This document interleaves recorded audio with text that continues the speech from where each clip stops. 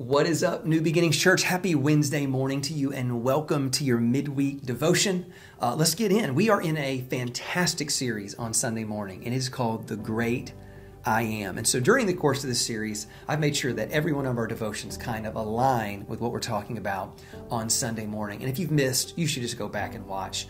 Jesus, in the book of John, the Gospel of John, he has these 7 declarative statements where he says, I am. I am the bread of life. I'm the light of the world. I'm the door of the sheepfold. I'm the good shepherd. And this past week, he makes the very distinctive claim, I am the way, the truth, and the life. No one comes to the Father but through me. And so anyway, just really, really good stuff. But as I was thinking about that, one of the things I said on Sunday was this.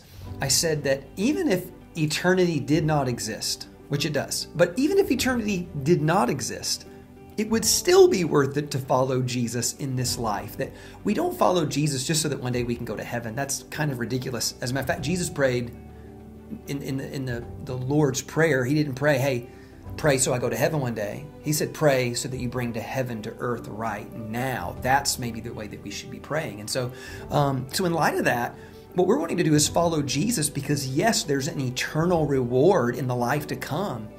But I'm here to encourage you that it is the best way to live life right here, right now, right? And so Jesus said, I am the way. Let me give you another scripture where it talks about the way. It's a famous scripture out of the book of Proverbs. It says, trust in the Lord with all your heart and lean not on your own understanding, and in all your ways acknowledge him, and he will make your paths straight. And do not be wise in your own eyes. I'm so glad that he put that last part in there, because I think the temptation for us many times is, oh, I got this. I figured this out. I know what mama did. This is what daddy always taught me. Well, this is what my professor said, or this is what I've learned. It's like, no. Don't be wise in your own eyes. Trust in Jesus and make your ways align with his ways. And so I think that's a wrestling match that we all have, though, is we look at our life, and in our life, we have a bunch of different ways, right? Like, I'll give you an example. You have your financial ways, the ways in which you handle your finances, right?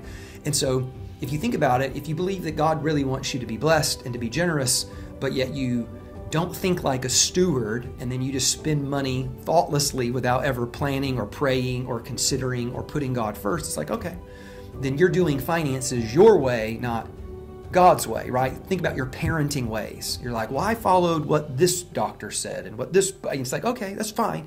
But you're following what you believe is your way, not necessarily God's ways. Your dating ways, your marriage ways, your moral ways, all those, you have these different ways in which you're making decisions and making choices. But Jesus said, no, I am the way. So Jesus wants to become the ultimate filter through which you make all these life decisions. And so to help you with that, I decided I was going to give you a few things that I think will kind of help you make that very, very practical. How do I go the Jesus way, right? I'm going to give you 5 tests that if you're about to make a decision, you can take your decision through these 5 tests, and I think you're going to have a real good sense of, am I doing this the Jesus way? Am I doing this God's way? Or am I just being wise in my own eyes? Here we go. Number 1 is this. This one's going to be kind of obvious, but I call it the scripture test. Meaning if I'm going to go make a decision, well, don't be wise in my own eyes. I want to do it God's way. Well, first and foremost, what does the Bible say about this? What did the wisdom of Proverbs say? What does the life and teachings of Jesus say? What do the apostles say about this? What does the whole counsel of Scripture say? Because God, I don't want to be wise in my own eyes. I want to give you my heart. I want to trust in you. I want to do it your way. So what did the Scriptures teach? Number 2 test. I call it the secrecy test. Now, the way this works is this. You can ask it like this. Would it bother me if everyone knew that this was my choice? Let me say that again. Would it bother me if everybody else knew that this was my choice? This test is so good because really there are times where we know we want to make a decision that's really our way and not God's way. And we think that as long as nobody else knows about it, it won't really matter. But that in and of itself is revealing to us, no, we're actually being duplicitous in that moment. We know that there's a godly way to do it, but we would be embarrassed if anybody knew we were actually just doing it our way. Well, what is the nature of integrity? The nature of integrity is oneness, like integer, like oneness. And so what you think is, no. God, me, my decisions, my values, my convictions, they're all in perfect alignment, and I go with that oneness. Watch, this is how the Bible puts it. Proverbs 11:3, the integrity of the upright guides them, but the unfaithful are destroyed by their duplicity. So again, if I'm willing to do it, but I wouldn't want anybody to know, there's a level of duplicity in my decision making, and that's not healthy. Number 3 is this. We call it the survey test. And it's this: what if everybody else followed my example? What if this decision that I'm about to make, would I encourage everybody to make this decision this way?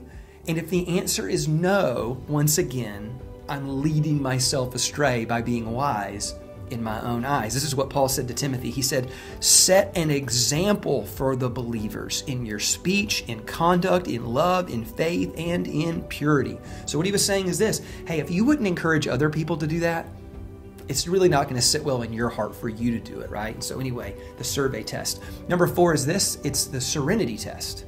It's simply this question: do I have peace?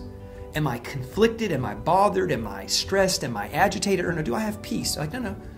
God, I believe that I'm making the best decision possible in your eyes, and I can sleep easy at night. I can rest my head on my pillow, close my eyes, and be at peace with who I am, because I feel like, no, I made a great and godly decision. Proverbs 3 verse 17 says, the ways of wisdom are pleasant ways, and her paths are peace. So remember, whenever you align yourself with God's ways, there's usually a level of peace, not in your circumstances, but in your decision making. And then the last one is this. This is the ultimate one. We call it the supreme test. And the question is this: the decision that I'm about to make, the ways that I'm living my life, my dating ways, my financial ways, my moral ways, all my ways, does this decision glorify God? Because if it doesn't glorify God, what am I doing, right? Listen to this. Paul in Corinthians says, so whether you eat or drink or whatever you do, do it all for the glory of God, right? They were having this conversation about, like, can I eat this or do this, or should I do this or do not? Can I eat this or not that? You know what I mean? He's like, hey, make sure that everything that you do glorifies God. Let that be the ultimate test of how you make decisions. And if you'll run your decision making through that, through the scripture test and the survey test and the serenity test, put it through the ringer, I guarantee you at the end of that, you are going to make the most godly decision possible. So church, today, I hope you're equipped to go out and say, hey, you know what? I want to follow Jesus because he is the way, he is the truth, and he is the life. And the more I align myself with him, the better my life is going to be. I'm actually going to get to experience that abundant life that he promised me. Church, I love you so much. God bless you. Have an amazing rest of your week, and we will see you soon. God bless.